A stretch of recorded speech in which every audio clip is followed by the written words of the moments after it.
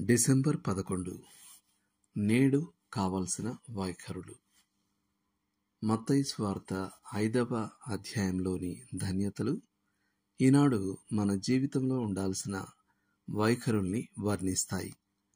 మత్తయి సువార్తలోని వాక్య భాగంలో 4 వైఖరులు వర్ణించబడ్డాయి. మన పట్ల మన వైఖరి 5వ అధ్యాయం 3వ వచనం. ఆత్మ విషయమై దీనులై ఉండడం అంటే వినయం కలిగి ఉండడం. అది స్వీయ ప్రశంసతో కూడిన ఈ లోక వైఖరికి వ్యతిరేకమైనది. మన పాపాల పట్ల మన వైఖరి 5వ అధ్యాయం 4 నుండి 6 వరకు. మనం పాపం విషయమై దుఃఖించడం మరియు అసహించుకోవడం మాత్రమే కాక సాత్వికంగా దేవునికి లోబడాలి. ప్రభువు పట్ల మన వైఖరి 5వ అధ్యాయం 7 నుండి 9 వరకు. మనం క్రీస్తును నమ్మినప్పుడు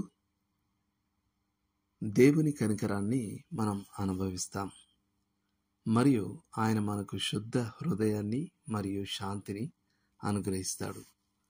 కానీ ఆయన కనికరాన్ని పొందిన వారంగా మనము ఆయన కనికరాన్ని ఇతరులతో పంచుకుంటాం. మనం ఈ కల్లోల ప్రపంచంలో శాంతి కారకులం అవుతాం. ఈ లోకం పట్ల మన వైఖరి 5వ అధ్యాయం 10 నుండి 16 వరకు. సమర్పణ గల క్రైస్తవుడిగా ఉండడం సులభం కాదు. మన సమాజం దేవునికి గాని ప్రజలకు గాని ఓ నేస్తం కాదు. మనకిష్టమైన కాకున్నా మనకు ఈ లోకానికి మధ్య ఓ సంఘర్షణ ఉంది. ఎందుకంటే మనం ఈ లోకానికి భిన్నమైన వారము మరియు భిన్న వైఖరులు మనం కలిగి ఉన్నాం గనుక. ధన్యతలు ఈ లోకానికి బొత్తిగా భిన్నమైన దృక్పథాన్ని ప్రతిబింబిస్తాయి. ప్రపంచం అతిశయాన్ని పొగుడుతుంది, దీనత్వాన్ని కాదు. ప్రపంచం పాపాన్ని ఆమోదిస్తుంది, మరి ప్రత్యేకించి ఒకవేళ మీరు తప్పించుకోగలిగితే. దేవుడు తన శత్రువులను సమాధానపరుచుకొని తన పిల్లలుగా చూస్తుండగా దేవునితో వైరంలో ఈ ప్రపంచం ఉంది.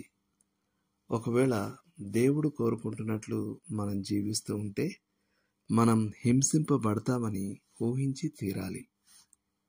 నేటి లేఖనం. మీరు లోకమునకు వెలుగై ఉన్నారు. కొండ మీద నుండి పట్టణము మరుగై ఉండనేరదు. మనుష్యులు దీపం వెలిగించి కుంచము క్రింద పెట్టరు, కాని అది ఇంట నుండి వారికి అందరికీ వెలిగించుటకై దీపస్తంభము మీదనే పెట్టుదురు.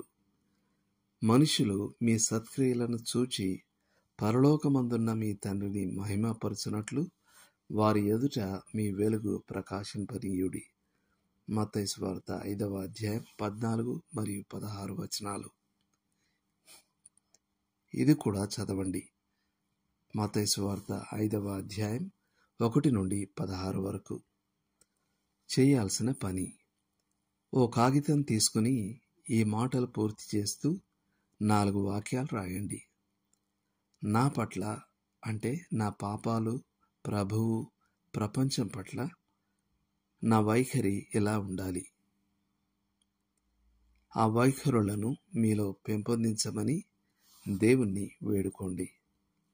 దేవుడు మిమ్మల్ని దీవించునుగాక. ఆమేన్.